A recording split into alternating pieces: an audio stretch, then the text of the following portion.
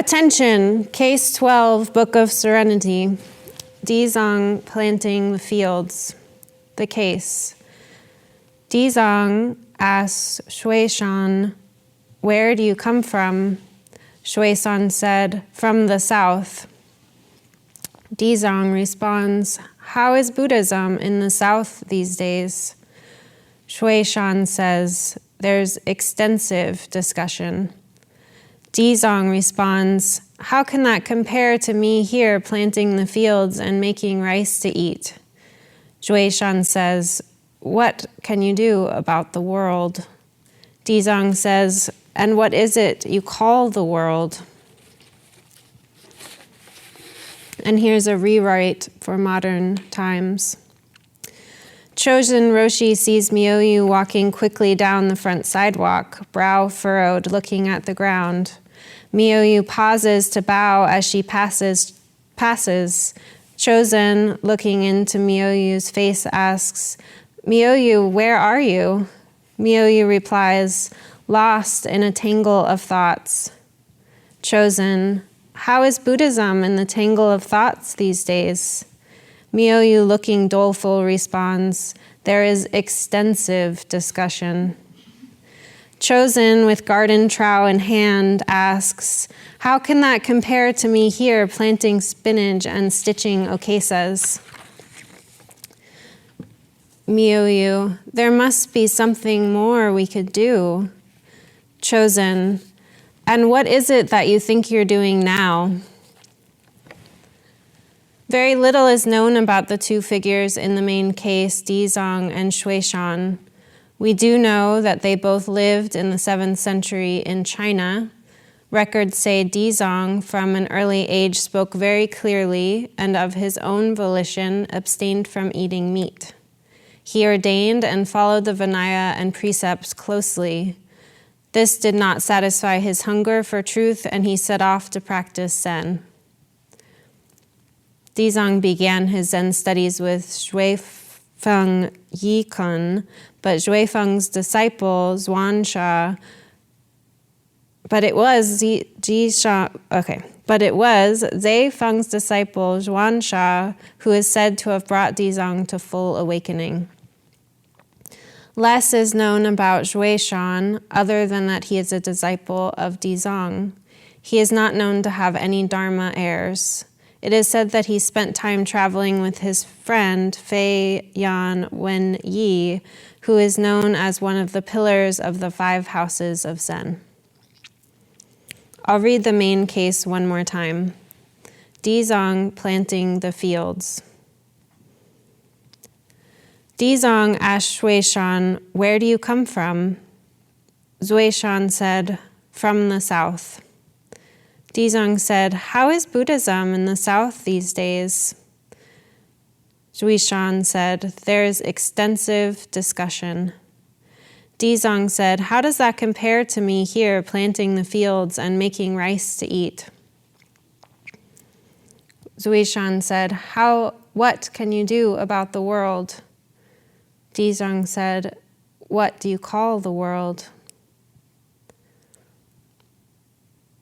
What can you do about the world? You can read cute stories about animals in People magazine, which is exactly what I was doing when I read about the rescue of Wally the wallaroo from the Illinois River. A wallaroo, if you didn't know, is the common name for several species of macropods. They are a little smaller than kangaroos and a little bigger than wallabies. One day a few weeks ago, the wallaroo got loose. This is a large, dog-sized, fast animal. Firefighters, police officers, local residents, and eventually a fisherman teamed up to get the wallaroo back to safety. Several roads in the area were closed to through traffic as the wallaroo leapt erratically across yards, over fences, and into traffic. Eventually, Wally, in a desperate attempt to evade her pursuers, leapt into the Illinois River. A police officer had to hold back Wally's owner before she dove into the icy waters after her beloved pet. Much hollering ensued. The officers ran along the edge of the river, waving down a fisherman who luckily had his nets out and was able to catch Wally. After a 2-hour chase, Wally was fished out of the river and passed into the loving arms of the waiting veterinarian, who bundled her in blankets and whisked her off to the nearest pet hospital. And we all sighed a happy sigh of relief and patted each other on the back. What's most interesting in this story is not why someone in Ohio had a marsupial as a pet, but the comment made and quoted in People magazine by the police officer interviewed after the event. He said, "Today is probably the best day of the year so far." I do not know this person's mind, but I will guess at the components that went into making it the best day of the year. Firstly, presence. In order to actually catch a wallaroo on open ground, everything else must be set aside. Any self-centered thinking about what is for lunch, judgments of your cohorts, how your hair looks, will do nothing but slow you down, and the wallaroo will have already leapt the fence and moved on. It feels good to let the imaginings of past and future drop away and fall into single-pointed focus of what is happening now. Building concentration is a beautiful and life-giving endeavor. Athletes and musicians know this well. In order to gain mastery of anything, even catching wallaroos, we need to be able to concentrate. The second factor in this police officer's best day of the year, as far as I'm concerned, is that his single-pointed focus was given light and warmth from what Shodo Harada Roshi says is an innate quality in all beings. The Bodhisattva vow to save all beings. The police officer was enacting that vow, whether he was actively aware of it or not.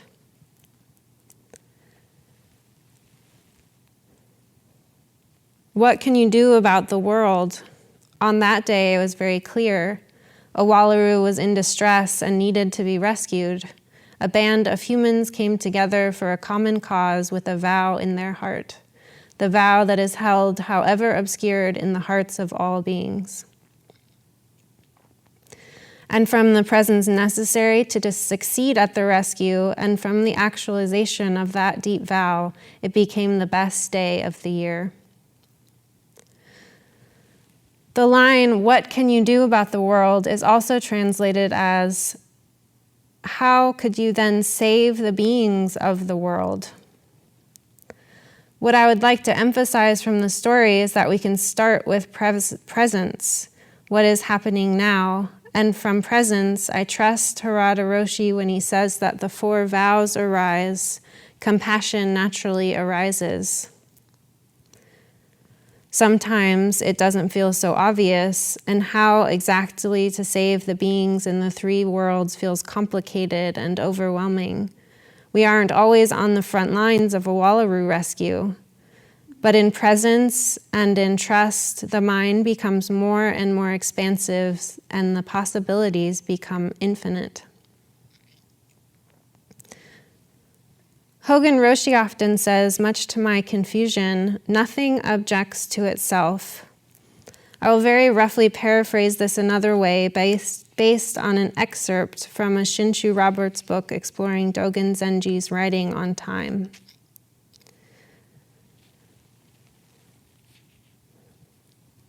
There are no obstructions. When a raindrop falls from the sky and lands on a tree, it joins with the tree, with all the other drops of water that have landed on the tree.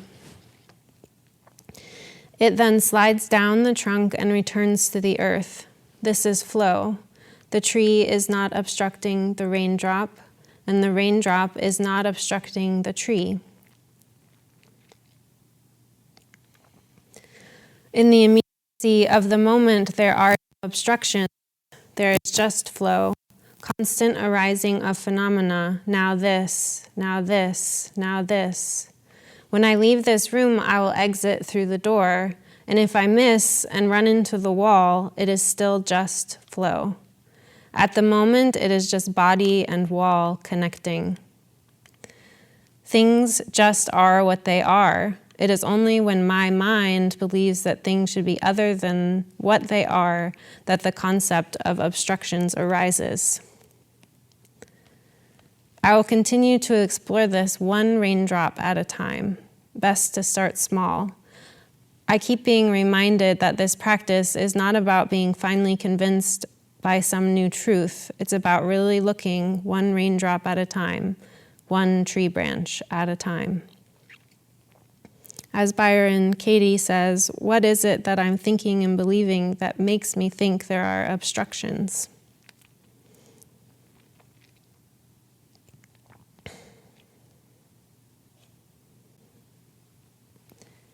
In Zen, or at least at Great Vow, it is often said that it is our ability to change on a dime that is the true demonstration of our practice.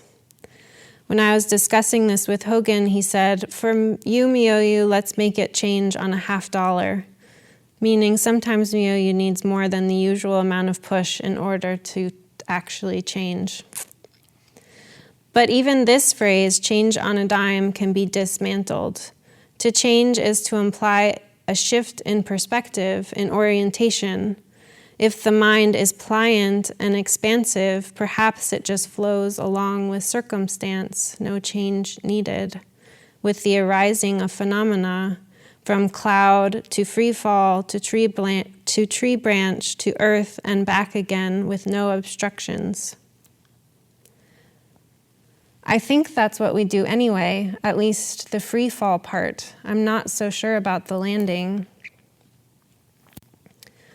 But I'm speaking beyond my experience, so let's turn back to the koan. Zizong asked Zhuishan, "Where do you come from?" Zhuishan replies, "From the south." This brings me to my awe of map making, especially maps made before computers, satellites, and GPS. Human beings will go to great lengths to verify their own existence. Look, I'm here after all. This map proves it. Between these lines and that small dot there I am. Geographical maps are beautiful in their own right, but state and country maps are what truly impress me. We carefully draw imaginary lines across great distances, mountains, rivers, oceans, so that we can point and say, that square there, that square is mine. I'm from a place and I own a place and therefore I am. Where do you come from? Perhaps this question is felt in the body.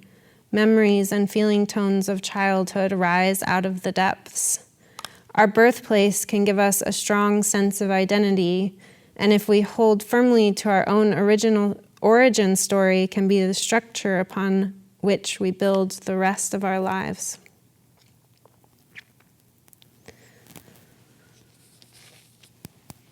Origin stories are interesting and instructive. Obviously, much can be learned from unpacking our childhood and adolescent joys and sorrows.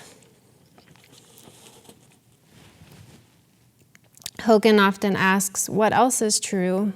1 foot in the relative, we have the story of our birth in a particular time and place. 1 foot in the infinite, our view expands like the sky into boundless possibility. Where do you come from? Zizong asks. Through practice, I'm slowly learning to come from an open, kind heart, starting with presence, clearing away the residue of maybe lifetimes of confusion, and trusting in the boundless nature of compassion naturally arising. I feel slowly more able to approach the question, what can you do about the world?